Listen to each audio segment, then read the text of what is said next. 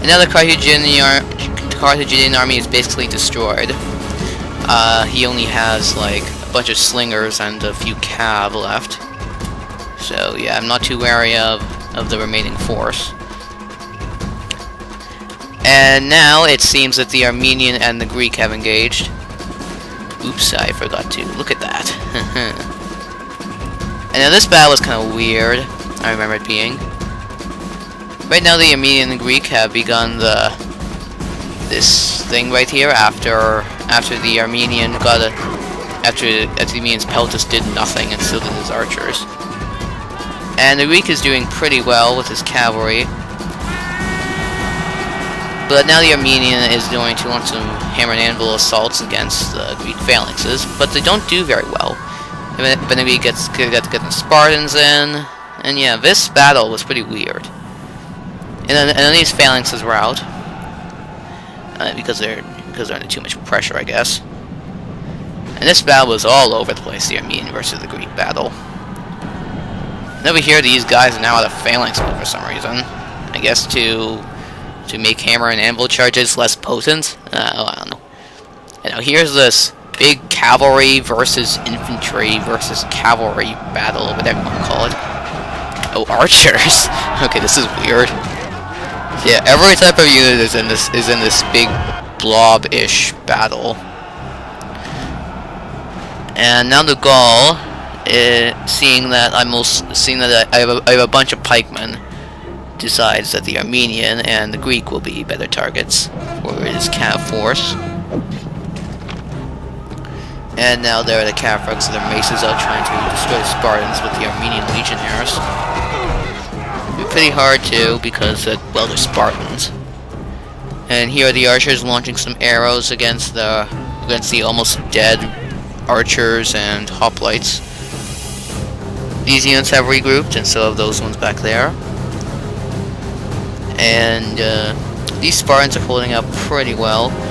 But now here comes the Gallic cav. They're going to get rid of the Armenians' archers. And because the Armenian can't do anything about it, he doesn't have much cavalry left after they took on those Spartans. They came out on top, but they're done after taking heavy losses. And now here the Greek doesn't realize that his general is being rushed by the Armenian legionnaires, and they get stabbed in the back. But unfortunately, he does realize it after they only kill one horse. So yeah, that's good for the Greek.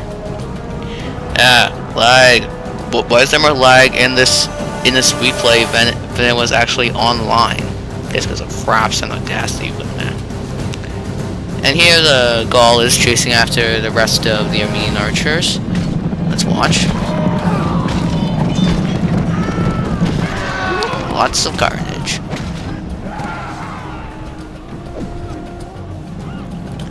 And now over here, the Armenian just has his Bedouin warriors left, but they're going to get destroyed soon by the Gallic cav. And now the Greek just has Spartan infantry left, along with a few remnants of armored hoplites. And then over here, the Armenian has succeeded in breaking these 22 guys. Another one came back, but they're just going for these archers and trying to meet up with this army of 2 archers and the general, who are mopping up an archer, who are mopping up the Peltast.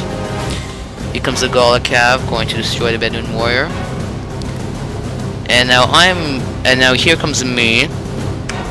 I'm going to launch my cataphracts against the remnants of the Carthaginian army. Here we go, which is just a bunch of slingers and 2 units of cavalry.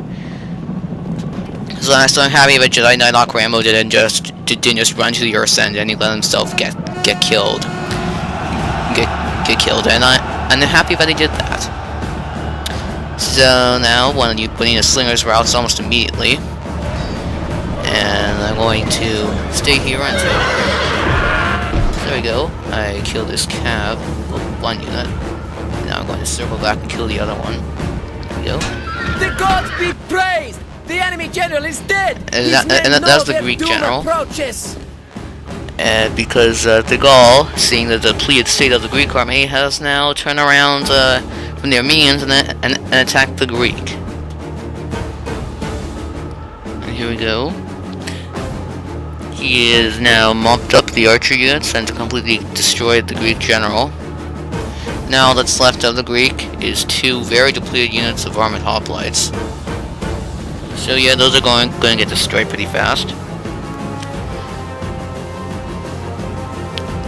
And the Carthaginian army just has 2 units of slingers left, so I'm not going to go back over there. And the Armenian just fill up remnants of the Armenian's cavalry, just his general. So yeah, I thought that was pretty funny.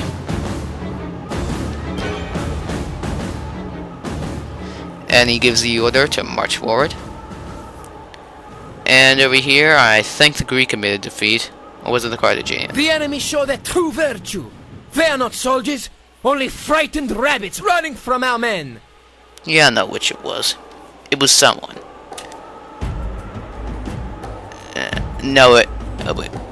Well, I don't know. The Greek did lose first, I think, though. So, anyways, here's the remnants of my infantry. All these ones are at half strength, except for this one, which is at in pretty good shape. It's at 108 men. And now the Gaul is sending his cavalry over, which I'm pretty worried about, since even though if they try to frontal charge me, they'll like die. A flank charge would do pretty well, since my cavalry is all the way back here. And they're also exhausted, or tired actually.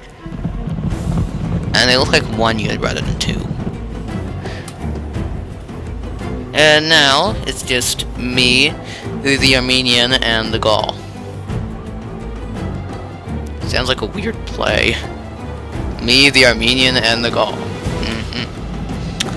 He needs to try to do some flanking maneuvers, but my phalanx can move their spears fast enough to avert them. So then he decides that, nope, we can't hit those. So then he decides to instead go after my weakened cataphracts, which I think is a pretty good move. And over here is the remnants of the Armenian army. Oh, sounds like battle has started. Well, it's about to start, actually.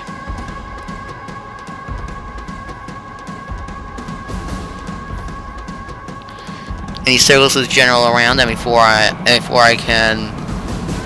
can stop him, he has encircled me. So yeah, those cataphracts units are going to die pretty hard. So now 1 unit routes, and here goes the other. And this one guy escapes, but that's all the remnants of my cataphracts. So my army is just solely infantry. And here's the Armenian army, which is also basically solely infantry, except for this general. And now this is just basically the Gaul running around and meeting up with the Armenians, so I'll come back a bit later.